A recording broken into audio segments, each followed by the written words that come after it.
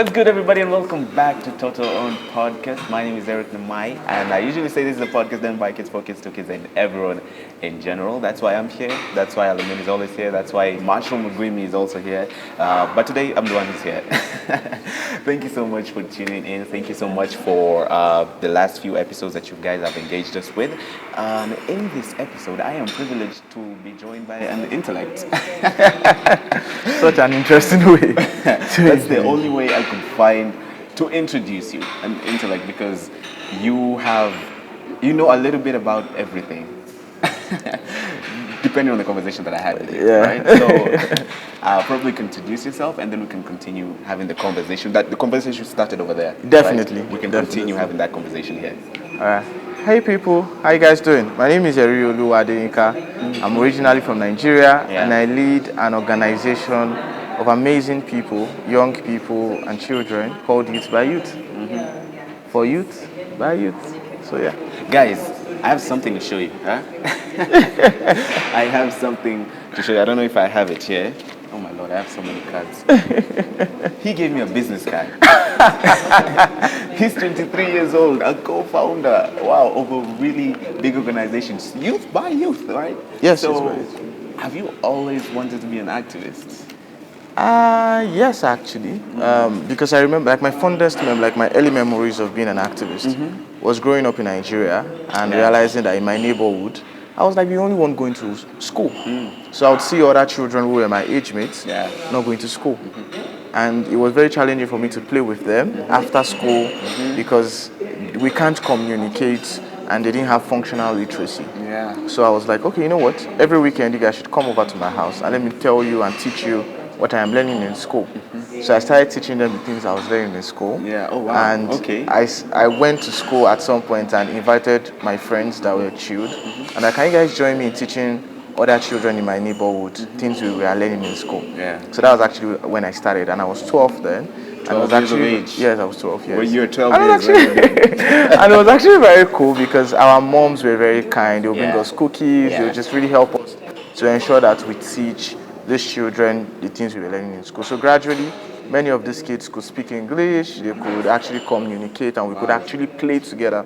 So that was actually like my own reason why I started change making. I should be able to feel everybody should have equal rights to be able to communicate and connect with other children.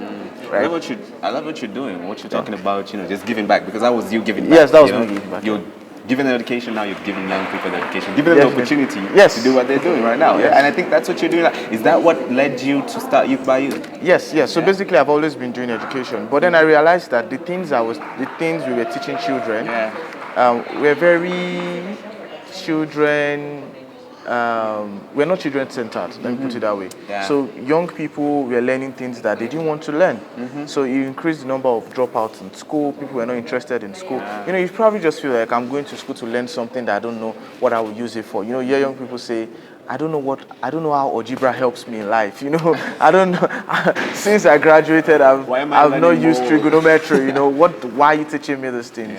And it's because when all of those things were designed, they were not designed with young people. So there's this rule in our organization that says once you are 26 and above, you cannot work in the cutting. The youngest person in our team right now joined us when she was 15, and she leads the global work that we do. And we have younger people who are actually leading more work in their own local communities and all of that. But then I'm actually the oldest in my team, so sometimes I feel very old. And I'm you have more babes than me. I mean, and me. So basically, even when I'm 26, 30, we started with two co-founders, and they are in their 30s and they are just adult allies. They are they usually come back and yes, but they don't join our meetings. So we tell them when we need them, and they support us. When you need us. Yes, when you need us, and they're always in service of us as young people. Fantastic.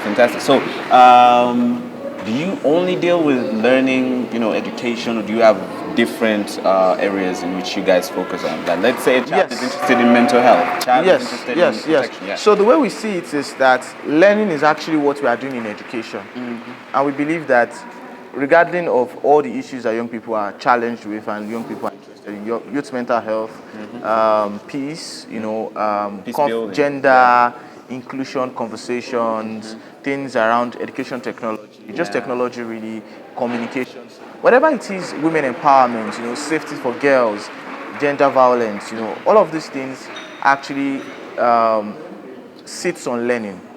So that's actually why we use education and learning to say how can we use education to bring young people together and equip them with the knowledge and the capacity and the resources. Obviously, and the resources they need to be able to create the change. But first, we need to really learn about what we are trying to do, because if you don't know what you are trying to do, then you cannot create change. So education and learning really is the vehicle to which we actually achieve this change across this mental health, peace, climate, gender, inclusion, violence, and so many of these things.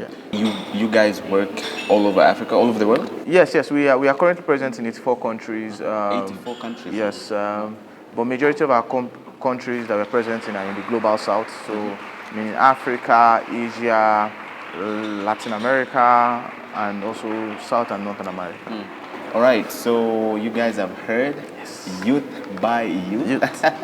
And you're here in the ECFG conference. Yes, I am actually. How did that end up? How did you end up here? I ended up here because of the theme of this particular year ECFG conference. It says bridging the gap, bridging funders, young people, and community for impact. And what that meant was that if they are bridging the gap, then Youth by Youth should be here. So basically, that's I came here, I was invited, and I came here to say, okay, you know what, how do we speak with funders to ensure that this gap between funders, young people, and the community have been bridged. And I've actually had fun engaging with funders that really want to learn about young people. And I think that was my second question. I wanted to ask how the engagement is, because you're directly engaging with funders, people who fund you, and people who are giving out the funds for you to be able to continue with the work that you're doing. Yes. So for us as an organization, we've always had people who called adult allies. Oh yeah. So these adult allies always know these funders, know the language that they speak. So they've actually helped a lot in reframing and shaping how we engage. Not to change who we are, but to allow us to understand where funders are coming from. So when I speak with funders, I understand where they are coming from, their agitations and their fears about engaging young people, and I'm able to actually collaborate with them and say, you know what, we are allies in this journey. It's a learning journey. Let's learn together. Right? Let's go through this process together. And yes, and so far it's been fun. Yes, we're all in this together. Like nobody knows it all. Like older people too are trying to figure things out. Younger people too. So why don't we figure it out together? The world is practically ours. Yes.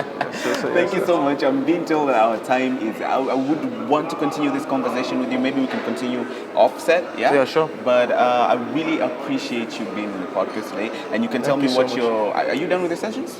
Yes. You're not attending any other sessions? Today, I don't think so, except tomorrow. I think tomorrow there's some few site visits or something like that. Yeah. I heard they'll be coming back to our office to see how it is. And I really hope to be there. I'd really be happy to see you there. So now, since there's no session left, I'm going to teach you something that we've been teaching the guests here. Okay. Right, in Swahili. What's your favorite word in Swahili? Swahili. Oh, Swahili. I think it's susu, hello or something like that. Susu? Yes, susu. Oh, sasa. Sasa, yeah. Oh, sasa. Yes, sasa. All right, so I'm going to teach you a new word, right? Okay. And this word, you use it everywhere.